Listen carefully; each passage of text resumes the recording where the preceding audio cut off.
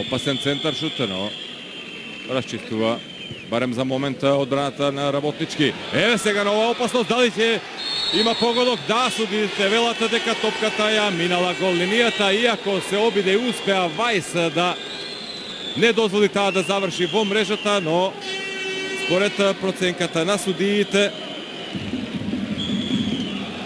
топката ја мина гол линијата. Ево го сето тоа уште еднаш на забавена снимка. И мислам дека во право е првиот помошник. 1-0 поведува Лил. Јанкеп. И забележувате повторно тука доминираат на средината на теренот, невозможувајќи секоја наша акција. Јула сега во позиција да бие, прекрасна интервенција на Пачовски.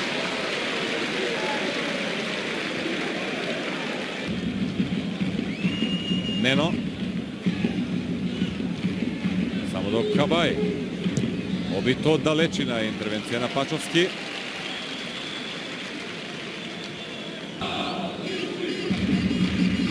Повторно се огласува на група која од година во година е се поголема, најверни навивачи на Работнички. Имаше тука една обструкција, Станковски фаулиран на работ на голманскиот простор, се направи Костаса Капетанис дека сето тоа не го виде, не го забележа. Еве го сето тоа уште еднаш го забележавте. Едноставно беше задржан, повлечен за дрес. Го гледаме со број 3. Драголјуб Јеремич. 28 годишен интернационалец од соседна Србија. Неджипи има силен удар, ќе дојде во позиција да бие, не стигнува ниту до Велковски оваа топка. Трајчов, од голема далечина, несигурна интервенција. Велковски расчистуваат французите. И веднаш договор со Зоран Јовановски и со Нено како да се организира одбраната по оваа замена. Прва во редовите на Работнички Кометал и воопшто на надпреварот. Еве нова грешка и ќе биде ли казнета. Обита со пета да биде вратена оваа топка, но за среќа Одел не успева да го искористи сето тоа. Доследност и децидно почитување на правилата можеше да го демонстрира и при оној прекршок над Станковски во 16-тикот на Лил. Сега многу простор за Мираласа и натаму бие во надворешниот дел од мрежата. Шампионите по противничкиот 16-ник Трајчов успева да упати удар, но нова можност за Нено, овој пат со нога да нафрли на втората статива, нова несигурност и во вториот обид успева Малицки сепак да спаси.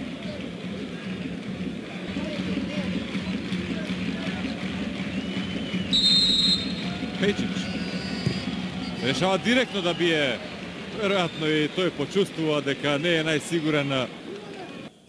Изеден аутот, Тафоро повторно со топката, Шалма, Одел, стрелецот на единствениот погодок. Стартува Јовановски, има жолт картон, треба да биде внимателен и да видиме сега. Така е, црвениот картон е во раката на Капетанис. Зоран Јовановски ќе мора да го напушти надпреварот. 79-та минута од средбата. Црвен картон за Зоки Јовановски.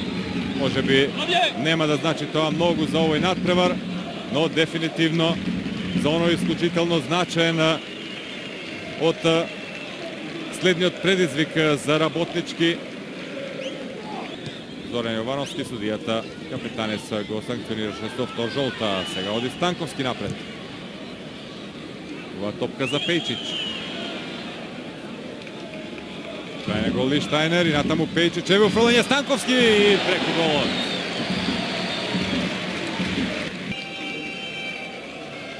А и Трајчов, забележувате, повлечен во обиди со топки во длабочина да ги проигра своите соиграчи, но е една грешка.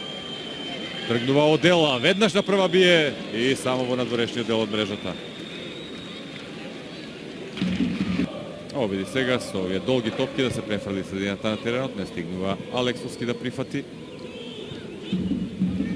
Одел Одлична дијагонала за Јула во самиот финиш и бравурозна интервенција на Пачовски.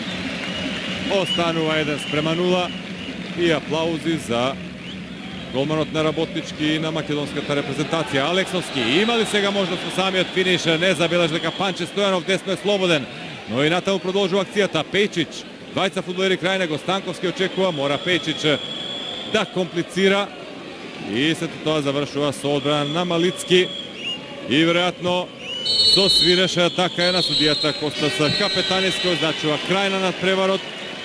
На крајот е заслужена победа на Лил, кој го демонстрираше својот квалитет на овој надпревар. Единствениот погодок постигнат во 20-та минута, стрелец Одел, но за разлика од првиот дуел Работнички Кометал сепак прикажа многу поквалитетна игра против реновираниот противник во реваншот. Беше во најмала рака рамно правен, иако според шансите се чини и подобар противник.